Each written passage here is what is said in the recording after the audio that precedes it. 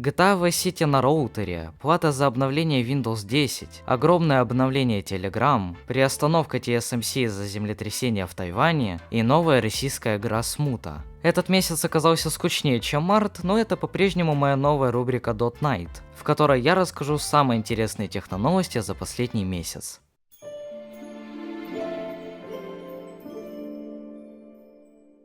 Энтузиасты запустили GTA Vice City на роутере TP-Link.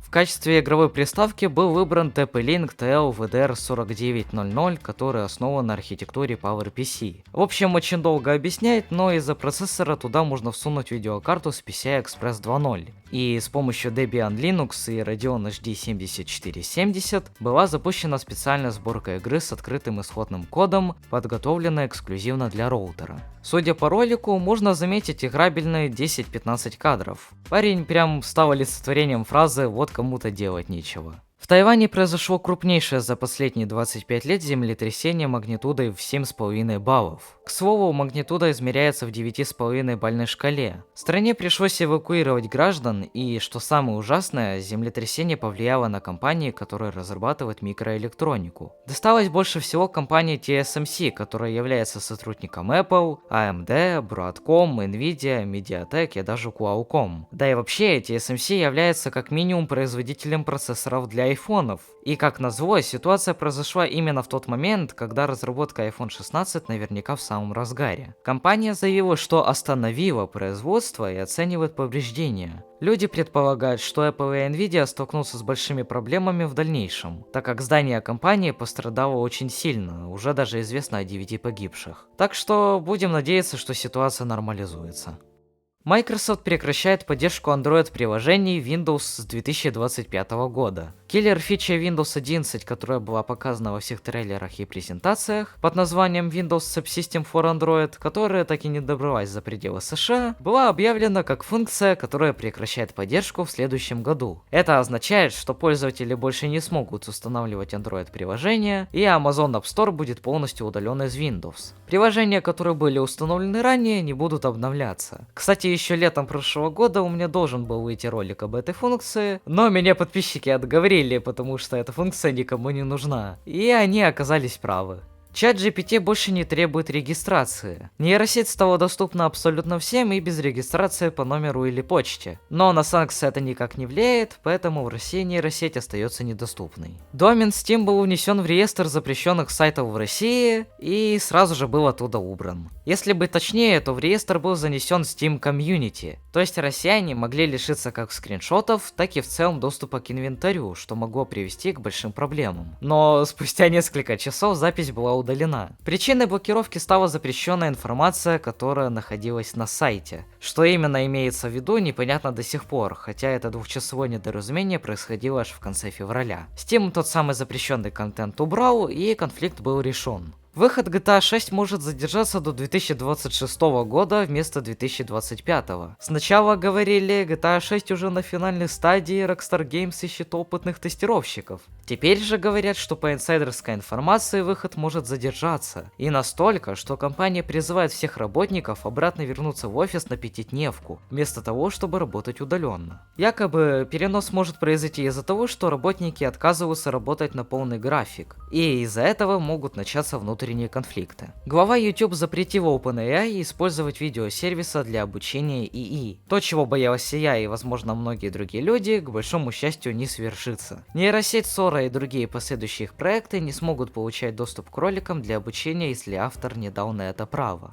Но пока неизвестно, каким образом можно будет соглашаться или отказываться от помощи в обучении нейросети. Также в творческой студии при загрузке ролика появился пункт, заставляющий блогеров указывать, участвовала ли нейросеть в создании видео вообще или нет. Самое обидное, автоматизировать ответ на этот вопрос нельзя, в отличие от вопроса закона Коупа. Microsoft начинает брать деньги за безопасность Windows 10. В связи с тем, что уже в 2025 году прекращается поддержка этой системы, в пользу Windows 11 и будущей Windows 12, компания уже раскрыла свои козыри. Такая практика использовалась в Windows 7, когда поддержка была прекращена в 2020 году, но пользователи могли в течение 3 лет платить за Extended Security Updates и получать обновления безопасности. Правда, по итогу все умудрились взломать эту систему буквально в тот же момент и с помощью патча пары батников слитых обновлений, эту поддержку получали все, кому не лень. В общем, с октября 2025 года пользователи Windows 10 должны платить за обновление безопасности $61, второй год расширенной поддержки будет стоить уже $122, а последний третий год $244. И все бы ничего, но если вы решитесь остаться на Windows 10 и начать платить только в 2027 году, например, вам нужно будет заплатить за все предыдущие года, то есть всего $427.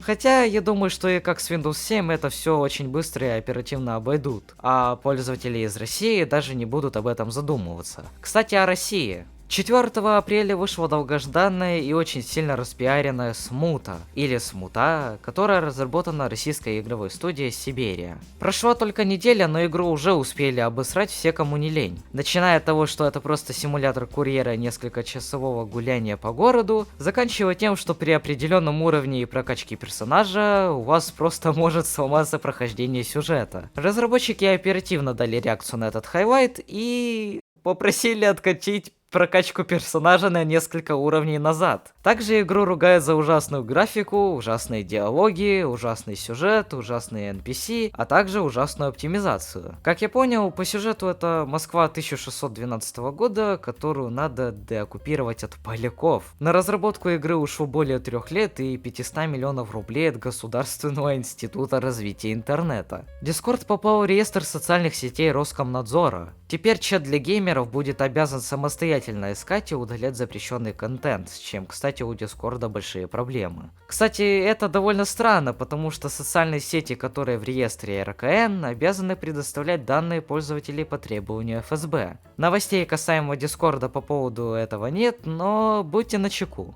Telegram получил большое обновление. Теперь уж точно в социальной сети появилась возможность указывать свою дату рождения и указывать свой личный канал в профиле. Также появится возможность получать доход в виде 50% от рекламы в канале, который имеет больше 1000 подписчиков. Выплата будет исключительно в валюте тон криптовалюты, и на момент снятия ролика лишь известно, что в Украине и странах СНГ эта монетизация будет недоступна. Еще для премиум пользователей появилась функция бизнес-аккаунт, в которой появляется возможность указать свой адрес, часы работы, автоматическое приветственное сообщение и команды как у ботов, но в личной переписке с человеком. Недавно в связи с событиями 22 марта для пользователей России, Украины и Беларуси была разрешена премиум функция, которая запрещает писать неконтактом. Надолго ли это, неизвестно. По этой же причине Telegram внедрил проверку искусственным интеллектом, после которой была забанена больше 2000 аккаунтов спамеров и людей, которые предлагали очень нехорошие услуги. На этом пока все.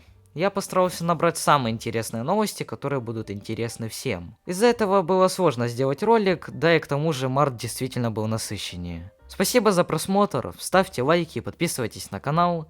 Желаю всем удачи и до скорой встречи.